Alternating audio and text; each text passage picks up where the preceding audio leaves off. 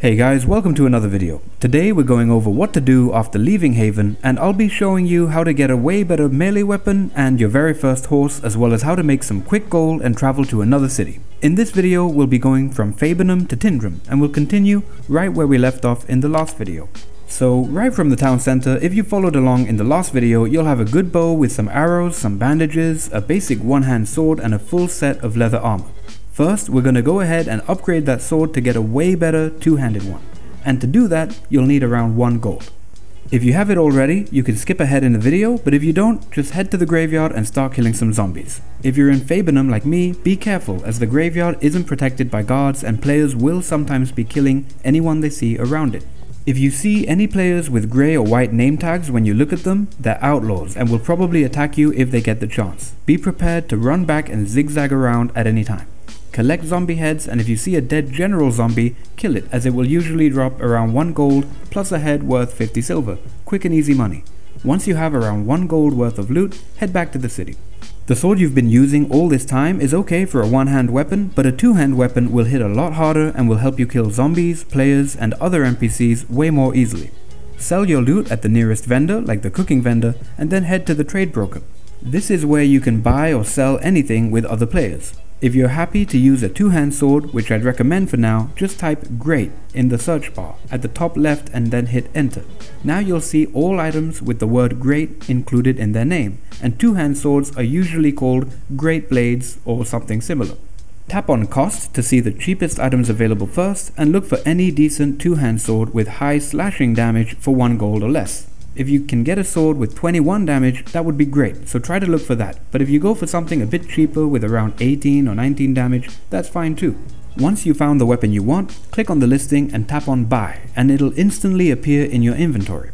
Now close the window and make sure to drag your new weapon in your inventory to your hotbar, then tap the relevant keybind to equip it, and tap X to take it out. Now you've got a heavy hitting two-hand weapon, and your hits will do a lot more damage. Now head to the bank and store any gold or silver you have left over, as well as your previous one-hand weapon. Then start heading back to the graveyard to kill a few more zombies. Now that you have a two-hand weapon, a bow, a full set of armor and some money in the bank, you're ready to look into getting your first horse. The price of a horse varies from town to town, but in Fabenham they go for around 4 to 5 gold right now, so now you'll need to kill and loot enough zombies to get around 5 gold in total. As you kill zombies again, you'll notice that you're able to down them in just 2 or 3 hits now. It's a lot easier, and you can just swing left and right into groups of them, killing a few at a time in one go, then loot them all after. It's a bit more fun and quicker that way too. Murder as many zombies as you can, then once your inventory is full, come back to the city. If you load up on too many heads in your inventory, you'll move slower and you could be killed by another player easily, so consider whether that's a risk you want to take before you fill up your bags too much. Once you have enough loot, head back to town again and sell it all to the nearest vendor. Then head to the bank and see how much gold you have. If you have around 5 gold, you're ready to go and get your first horse. If you don't, you may need to go back and kill a few more zombies. Once you're ready and have enough gold, head to the building with a beer sign outside of it. This is the local inn, and most cities have one. From here, talk to the task vendor and accept the 2 parcel tasks. These don't cost away anything and can be handed in to the same type of vendor in other cities for rewards, as long as you can transport them without dying. It's always worth taking these if you plan on traveling to another city at any point. Next, talk to the grocery vendor and buy around 300 deal or dial. This is what you'll use to feed your horse, which will keep it happy and loyal to you.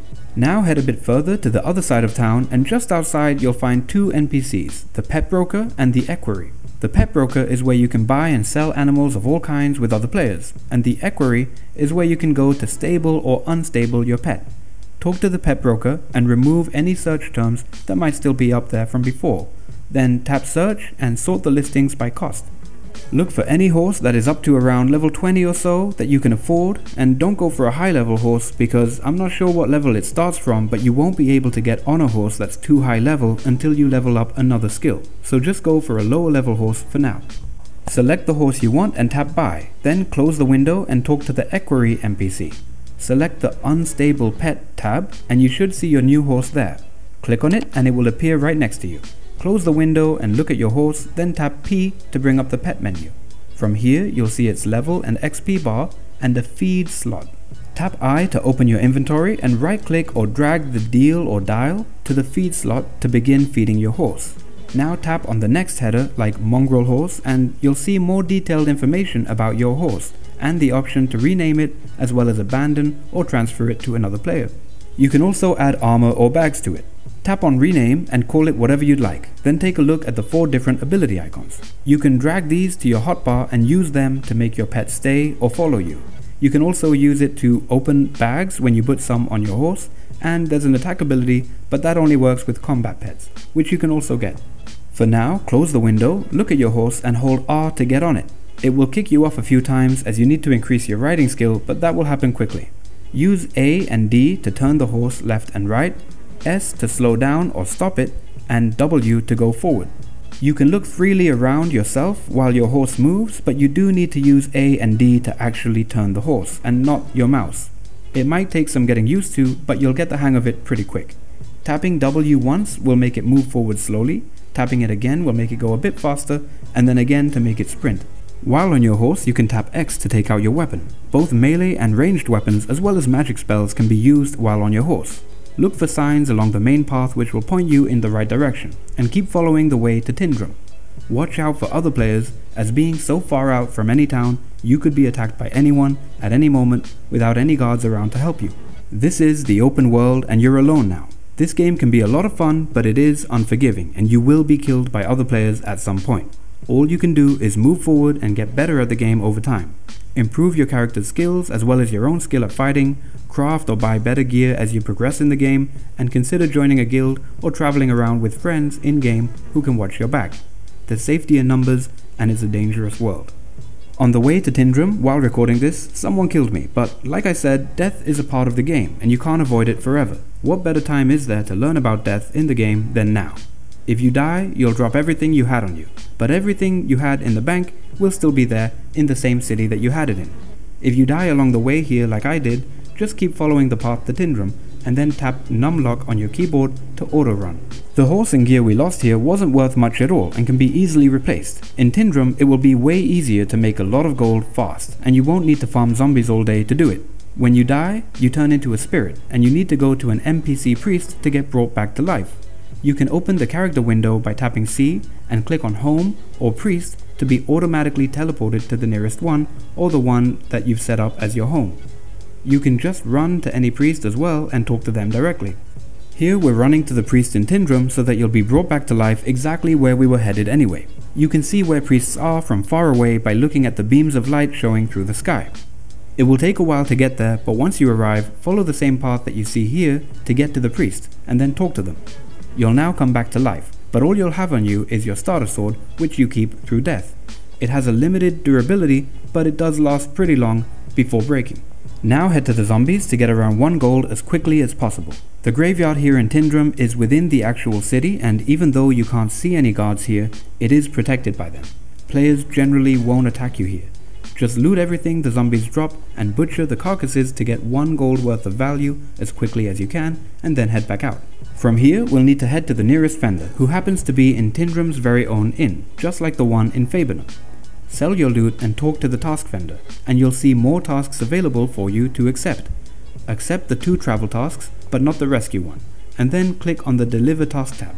This is where you'd normally bring a travel task from somewhere else, like Fabenham, to hand in and get a reward. Go ahead and close the window and now head to the trade broker. There used to be one where the bank was, but it looks like it's no longer there, and so you need to go to the dedicated trade broker building, which has a sign outside that looks kind of like a weighing scale. Just like earlier, look for a great blade for 1 gold or less that you're happy with and buy it. And then if you still have some money left, head outside again and talk to the utility vendor. Buy some bandages and remember to drag them from your inventory to your hotbar. Then head back to the bank to store any remaining gold or silver you might have. Now just head back to the center of the city and use the rest ability to restore your character's health and stamina. At this point you're in Tindrum, and if you die like me, you won't have much. But from here you'll be able to make a ton of money pretty quickly and easily, and choose what you really want to focus on next in terms of progression. There are a ton of choices you can make from here, but stacking up some gold and leveling up your clade gifts first will make everything you want to do a lot easier, and always helps your character progress. That's all for this video, but in the next one I'll show you what to do next to make a lot of gold from here on out as quickly as you can, while leveling your clade gifts pretty quickly too, and more guides will come after that. As always, leave a like if you enjoyed the video and subscribe if you want to see more, and I'll see you guys in the next one.